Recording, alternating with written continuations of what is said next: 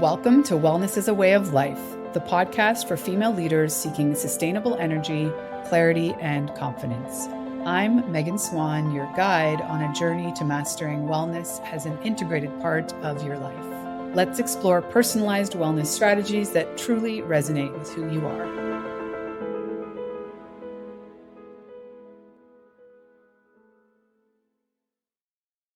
Welcome back to Wellness is a Way of Life. I'm so excited today to have my friend back, Theresa. How are you? I'm so good, Megan. Thank you for having me back on again. It's always fun to get to spend time with you and also have some meaningful conversation. Yeah, well, congratulations. It's been a while. So, congratulations on your book, which I think Thank is a year ago now it came out, or Year and a half, close to. Yeah. so Becoming More Me. You'll have to get a copy and tell us like what's been most precious to your heart and on your journey in the last year since the book. Well, I mean, it's been really fun since the book came out, obviously, connecting with people who have been reading it. It kind of felt like this beautiful way to find my aligned tribe and the people that really resonate with being an ADHD entrepreneur, trying to figure out their path and wanting to feel better as they do it and get out of that hustle and strive mentality. So, I've been putting a lot of emphasis since then on pleasure as fuel for success and unraveling these patterns of overachieving and hypervigilance and all of these things that I've been through and still do have challenges with from time to time, and that I so often see in the people that I get to work with. So it's just been a fun playground to dig in. You know, the year of writing the book, which wasn't even really a year, it was 7, 8 months of writing the Yeah, book. you did that so Um, fast. I was, a little jealous, but well, I mean, if we're really going to be truthful about it, that was when I like really dug in and recommitted to writing the book. The ideas had been bouncing around and I had been trying and failing on my own for a couple of years probably, but in the spring of 2023, I recommitted to it and actually wrote about it in the book because I let go of the process. Like I was kind of like F it, like the year before, because it was feeling like I was pushing. It was feeling like I was trying to like cram this thing out that just wasn't feeling aligned. And I could just tell that energetically that was not going to tell the story I wanted to tell or serve the people I wanted to serve. So I used my own modalities and my own ways to kind of release my attachment to the project. And then I spent most of 2022 doing podcast interviews and connecting with my clients. And that ended up bringing forward so much of what felt like it was missing from the book writing project. It really helped me dial in on what people wanted that maybe I hadn't quite connected with. And then when I recommitted to the process in early 2023, along with the help of, a publisher and a coach and editor and all the people that are so good at supporting ADHD people and making things happen, because those are not the things I like to do, uh, I committed to doing it through the lens of pleasure. And I told myself, if I'm going to sit down and write, whether I sit down and write for 20 minutes or 5 hours or whatever, it's going to be enjoyable. I'm going to, light candles, set the tone, make it fun and make it enjoyable. And if I find myself creeping into that place of trying to produce and, push something out, then I'm going to stop and take a break until I next feel like doing it in a way that comes from a place of pleasure. And that made a huge difference. It did mean that the writing was a little bit sporadic because, sometimes you're just not feeling it in that way. So, but I mean, over the course of, it was probably only like 8 to 10 weeks of actual writing. So I had a lot of good pleasure-filled writing time and got it done. wow. Well, I do want to really drill down on that piece of the creative flow and the wisdom of pleasure and talk about that. But let's back up first because I've always appreciated you for your transparency and how you really position yourself in as an entrepreneur with ADHD. So is that a diagnosis that you received as an adult? And remind us like how, because I think, correct me if I'm wrong, but entrepreneurship tends to attract people that, don't fit into the traditional 9 to 5 box and think outside of the box and, kind of do things more on a whim, are more comfortable with risk and these sorts of things. So it's kind of a superpower in the space, but For sure. How are Yeah. you, how what have you learned about yourself and how are you using it to help clients? I've learned a ton. It's funny, I got a message this morning from somebody who I'm talking to in my community who reached out for some help. And I'm listening to her tell me about how, she's tried, this multi-level marketing and this network marketing, and she's tried launching her own business and doing like Reiki readings and, teaching kids overseas she listed like 10 different things that she's tried in the last 2 or 3 years. And that is like such the ADHD entrepreneur. But it's also like mixed with like that lack of worthiness and that sometimes we get bored when we have ADHD and sometimes things just aren't aligned and we do need to try a lot of things. So for me, I was interested as I was reading her message because I could really feel myself in there and all of the things that I dabbled in but didn't stick to over the years. And then the change that happened when I really did feel like I found something that was aligned with my purpose and that I don't get bored doing because there's always some interesting aspect of it to dig into. And that made a big difference for me. My diagnosis came when I was 42. I'm 46 now, but there was never a doubt in my mind that there was ADHD going on throughout, childhood, teenage years, young adulthood, but it wasn't really something I put focus on. And when I was a kid growing up, it wasn't something that we really diagnosed or dealt with in schools. And I'm glad I wasn't diagnosed because I still don't think people really quite know what to do with it in ways that are always very helpful. Yeah. And it is a label, and I don't love that it's a disorder. I personally believe that the ADHDers of the world are kind of here to help rewild a tame society that has gotten too used to just, trying to fit in a box or sit down all day or just, be tame. And there's order to what's being called a disorder.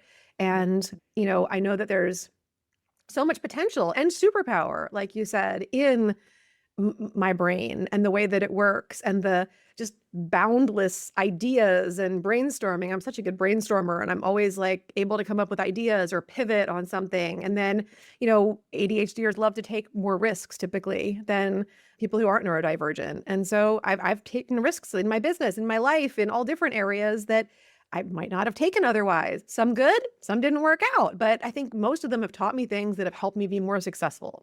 So I appreciate a lot of the aspects of it. I would never wish it away. Enjoy it. You have an easier access to intensity as well, right? Like Yeah. when it's something that you're really passionate about, I feel like the intensity is there, maybe not in a controlled, sustained way. It would be great, like super practical, but it ebbs and flows, and then you learn how to utilize it. So Yeah. let's go back to, so where did you discover, threading the lens of pleasure or fun into finding flow? Yeah. Great question. And it was one of those things that I think it was kind of a long time coming. I've got 4 kids. My youngest just turned 8. My oldest is in his second year of college. He's 19, 2 in between there. And when you're in the throes of raising young children and everything else, I think that's when you really start realizing that pleasure it's like not even just on the back burner. It's just like you don't even know where it went. And it's just like routine and kind of this lather, rinse, repeat. And it gets kind of dull and repetitive, and you kind of lose that passionate intensity that I'm like used to having.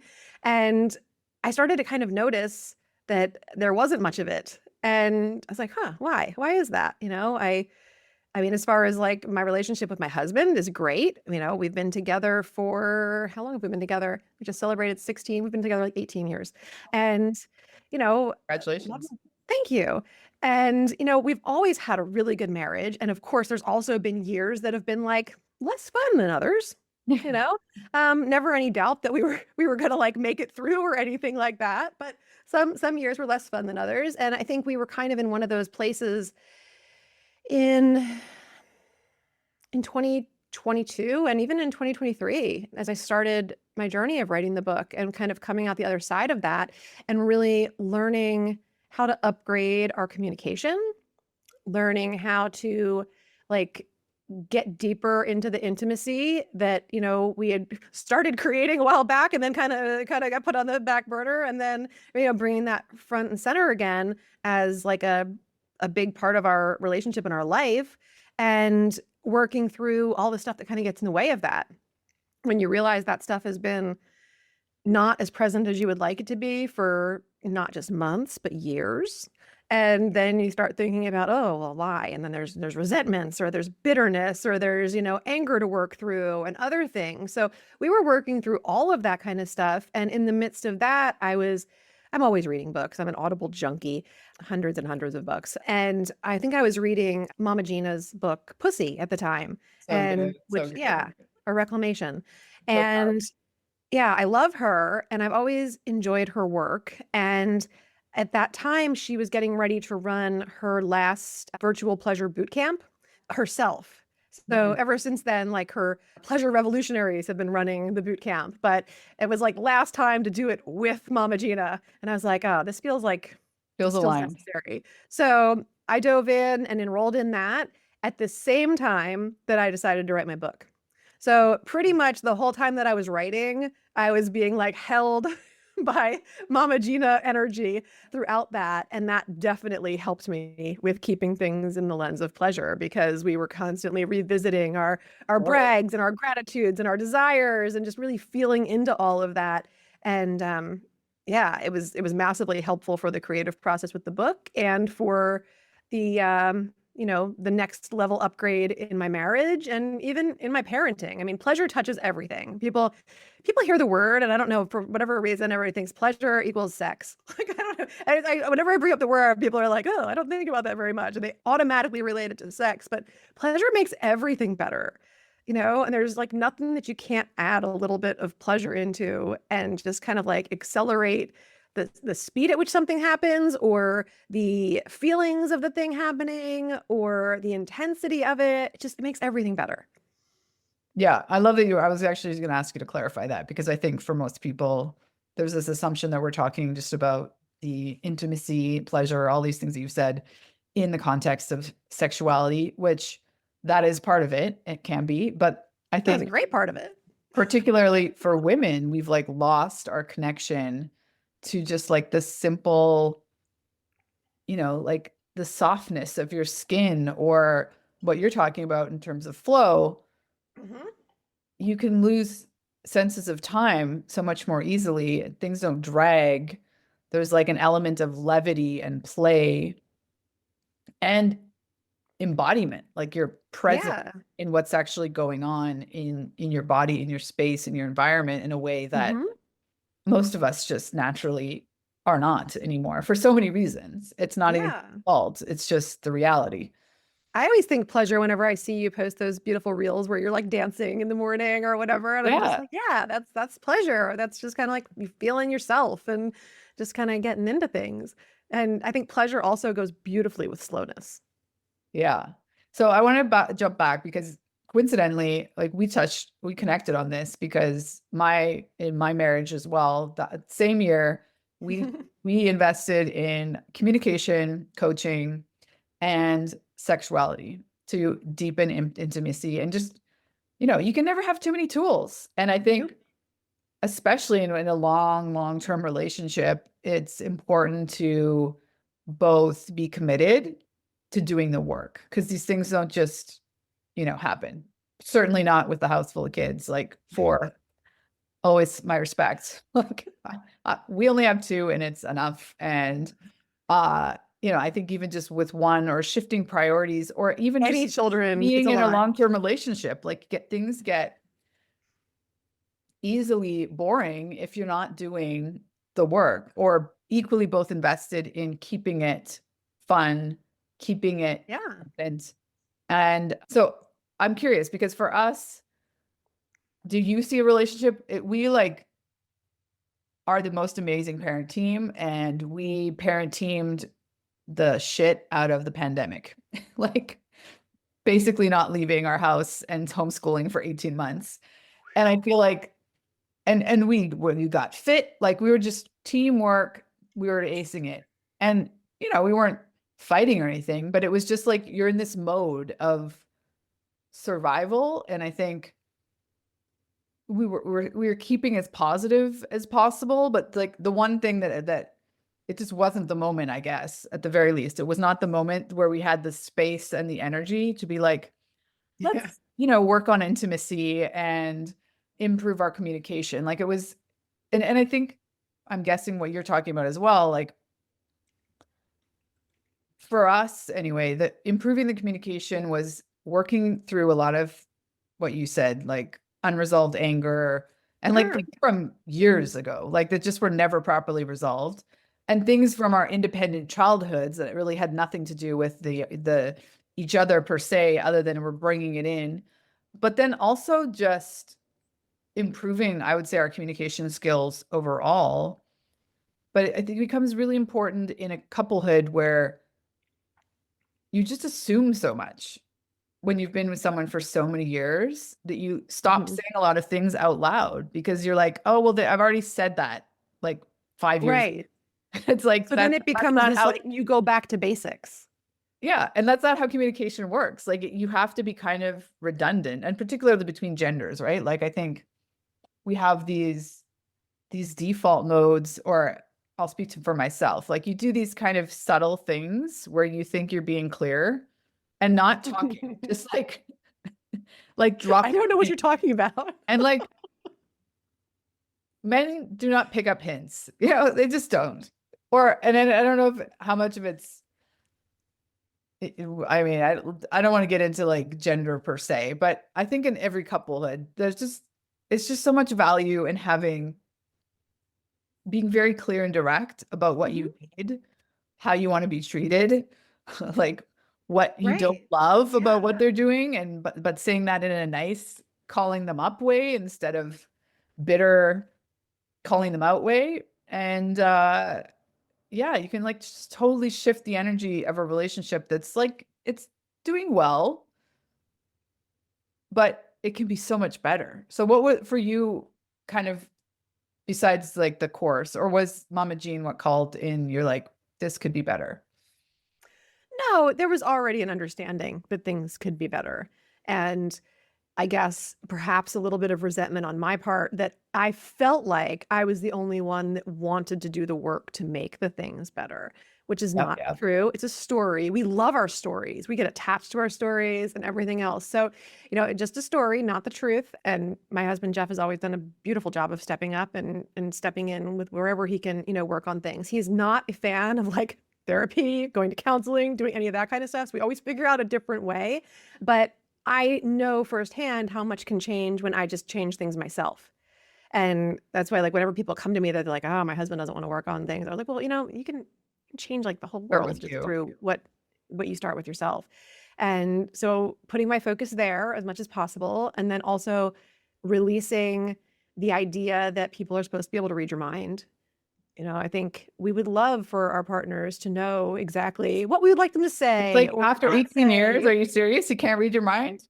Exactly, or how we want to be touched or anything else. And yeah, my husband can read my mind in a lot of scenarios, but sometimes like you just want them to even freshen that up and be like, I'd rather you didn't assume that that's what I like because maybe I want to try something else in whatever area. But yeah, releasing that and yeah, we both knew that things could be better, and we also kind of tried to, since my husband wasn't into like going to counseling or anything, we started using the Paired app, Paired. Recommended And that to me. I think we downloaded it and then forgot. Go on. we had so much fun with it for a couple of months. Like I think we used it for, no, actually we used it for a year. We used it for a year. Signed up, got the subscription or whatever. And I really enjoyed it because it took the assumptions away. And some of the questions were questions that like, gosh, we haven't talked about things like that since we were dating. And gosh, I don't even really remember how you feel about those things or whatever else. So it's like, but it's kind of fun because if you answer a question and the other person can't see your answer until they answer it too. So you both get to exchange those answers without like having to go first or whatever. Mm. And it was fun. Silly little quizzes on there and questions in every area of life. So that was helpful to just kind of like take our guard down a little bit and be able to do it. Like I could take a quiz while I'm here, working throughout the day, and he could too. And then we could like talk about it actually in person when we were together later. So just different ways to evolve the communication. And also, with 4 kids and a busy life, starting to schedule in more time for ourselves, where we had kind of gotten away from having date days. And it was like, Love geez, dinner dates, love, or lunch dates even. yeah, any kind of date. We like hiking dates are one of our favorite things to do during the warmer months, like spring through fall, and in the winter when it's not too bitter.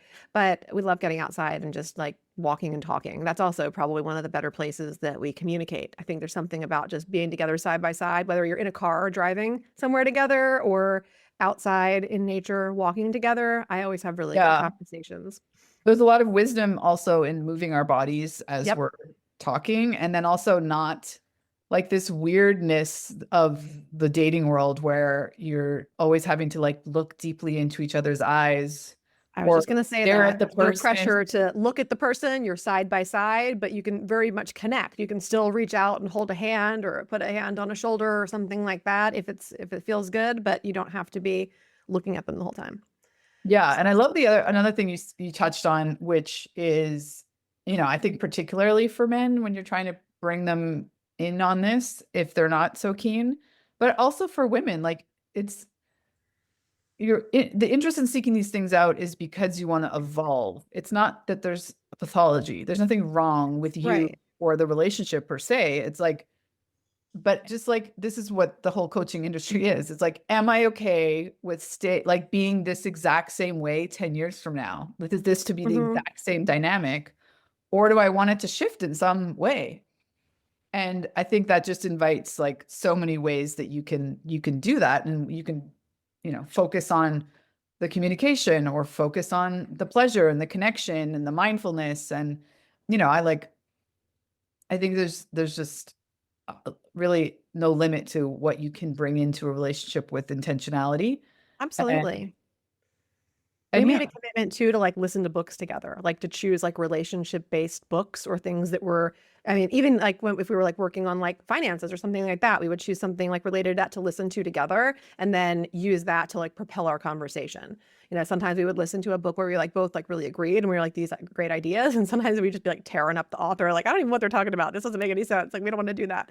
But either way, it was connecting us. So it was good. And I guess I have a little bit of an advantage over somebody who might not, be in the coaching industry, although so many of my people that I connect with are, but I'm always like researching and reading things. So it's not abnormal for me to be just like listening to a book that's all about sex and like making it better and whatever else. So like I think for some people that might be an awkward thing to just be like listening to in the kitchen in the morning while they're getting ready to work out or whatever. But like for my husband and I'm listening to it and they were like, oh, hey, that sounds interesting, or never thought about trying that, and then all of a sudden you're opening up to new and different things. But I think sometimes those kind of things, like whether it's, a book or some a show about things like that or whatever, there's so many good documentaries and things that can open up your mind to things like that. It can be really helpful.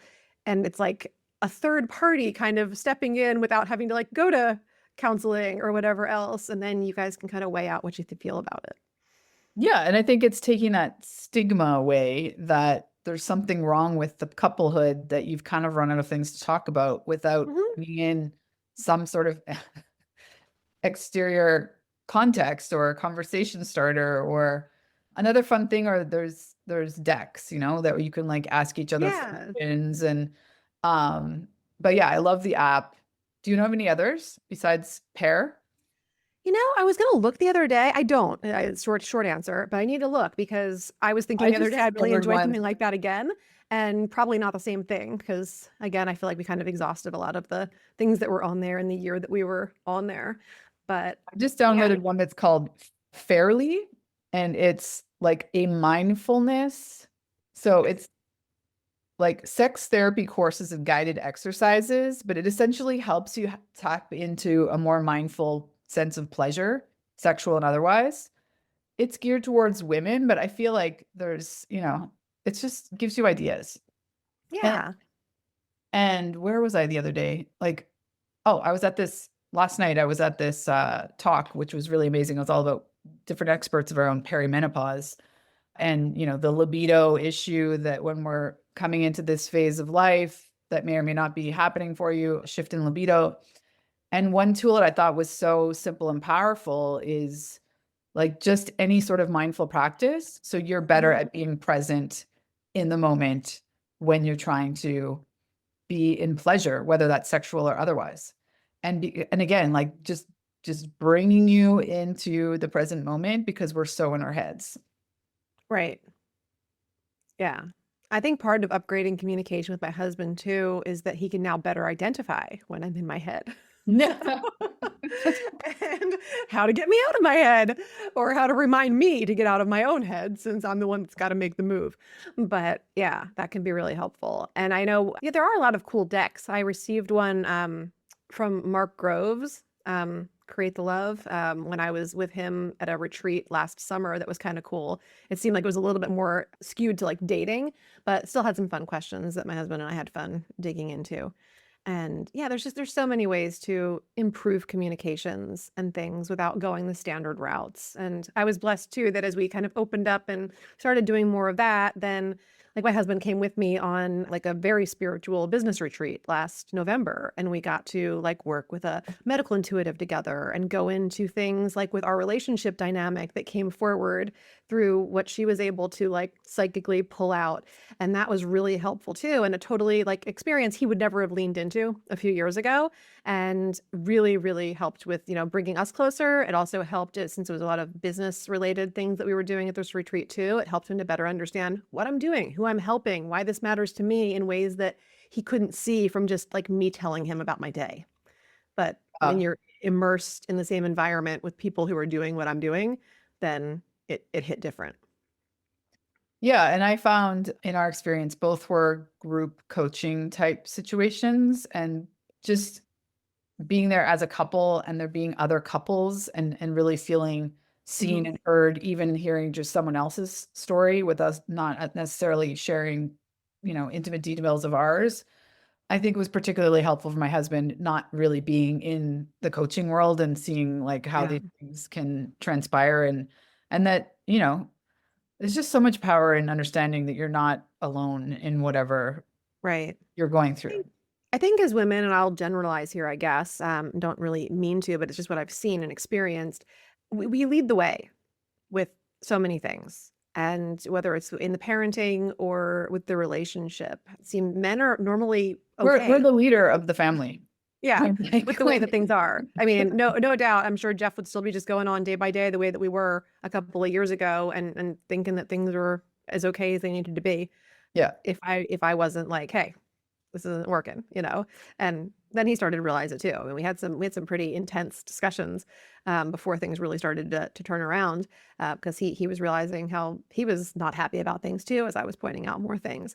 Yep, And yep, same. but yeah, we have to lead the way, and it's not comfortable. It's not necessarily always fun, but the benefits outweigh the uncomfortability 100%. And Yeah. the highs that we get to experience together because we've gone through that, and because we continue to make those kind of efforts to improve our relationship, are totally worth it. And it's so worth it for like the kids too. I Mhm. my just turned 8-year-old a month or so ago came up. We were sitting at dinner, and my husband and I normally sit at the end of the table kind of together, like he's at the head and I'm kind of to the side. So we can, if the kids are just doing their own thing, we can just turn to each other and have a conversation. It's very easy. And but we could all be there together at dinner. And my 7-year-old was clearing the table, and my husband and I were still sitting there talking. And I guess Jeff said something to me, and he must have ended it in like a babe, or whatever, some kind of affectionate term at the end. And Jordan's like, I like it when you say babe, or stuff like that. And then it's like he's been listening to me all these years. So he goes, I think I like it because it makes me feel really safe, because I know that like you both are really happy together and that we're all going to be okay. It's like, Yeah, I how high mean, for level is that? sure, kids notice the energy, right? Like when the energy is stale in your relationship, they don't necessarily freak out, but it's not going unnoticed. Right. Yeah. But I was just like, I was blown away at the way he like put that together Articulated and that. Yeah. stated it like he was a little psychologist grown up. It was like, it was so Yeah. funny. Well, I And I mean, was also really grateful that we put that effort in, and, make sure that they see us being affectionate and loving each other, and even being like, hey, we're on upstairs for a little while. We'll see you guys in a bit. And enjoy game time. Like, so yeah, see you for dinner. yeah, exactly. Screen time has a purpose. So, I mean, I think you and I are doing a pretty good job in the parenting and the coaching. And I think hopefully we'll inspire some other couples to seek out ways to up level because it's so worth it. Like for Absolutely. on so many levels. And I mean, as a wellness coach, for your own physical, mental, spiritual, emotional well-being, like if it's not great, these things really, really start to weigh on you over time. Yeah. So I've always how, believed the better something gets, the better it gets to be. So I'm always looking at relationships or my coaching career or whatever as like on this trajectory of like, oh, we've come so far, and also look how far we have that we can go, that we have the privilege to go, that I'm grateful that we get to go. We're always kind of in that in between, and I think it's that gratitude when we're in the present that propels us to continue and keep doing more in the future, and also that reflection on everything that we've been through to get where we are. yeah. So are you mostly working with entrepreneurs these days that are also neurodivergent or not necessarily? For the most part, yes. I'd say it's probably about 70% yes. And I have plenty of people that don't identify with ADHD or that are professionals or in corporate jobs or such. So it's a bit of a mix, but typically ADHD entrepreneurs are who I attract because that's what I am, that's how That's it what you works. are. Well, obviously, you should start by getting the book. Theresa also has a podcast, the same title, Becoming More Me. And from there, what's the best way to reach you, or how do you like people to connect if they're just ready to start working with you? Yeah. I mean, the most high level place to get in touch with me is my school community, and that's SKOOL. I have a free community there that has a classroom with all of my most requested resources in it, available absolutely free. And you can find that community. I'll give you the link for your show notes, but if somebody's listening, then you just go to school.com/discovery, type in my name on the discovery page, Theresa Lear Levine, and you'll see the Becoming More Me community pop right up, and you can dive in right there. And if you're not on there, you can always find me on Instagram, also at Theresa Lear Levine. Shoot me a message. Tell me that you heard me on Megan Swan's podcast, and I will hook you up with a free 30-minute mini session, and we can explore this together and, check out your challenges, check out your goals, and I can give you some great insights or resources to start working on them. Amazing. We will share all that in the show notes. And yeah, this was an amazing conversation. Thank you so much for coming back. And Thank you for having me, Megan. we'll be in touch. I know. Thanks for tuning in to Wellness is a Way of Life. Are you ready to make wellness a natural part of your routine? Let's stay connected. Go to meganswanwellness.com. Until next time, live well and thrive.